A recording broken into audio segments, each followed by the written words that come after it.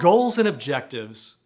This section of the external fire process is truly the moment when you can take your second lighter and create a cooking fire that will allow you to prepare a meal for your community at any scale. You now have an opportunity to contemplate which goals you wish to accomplish in the external fires portion of FIRES. In this section, you will be using a model for goal setting that involves identifying hurdles or challenges, figuring how you will measure your progress, and determining any timelines or deadlines for realizing those goals.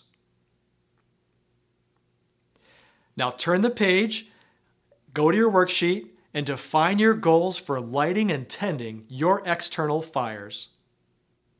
Set your goals. To set your goals, remember that you need to define your barriers, your index, way of measuring success, and your time frame. External. An example of an external goal is, my goal is to help overcome the problem of homelessness in my town, that's your barrier, by volunteering 2 hours a week at a low-barrier housing charity. That's your index. A metric and a measure by the time of the month, that's a time frame.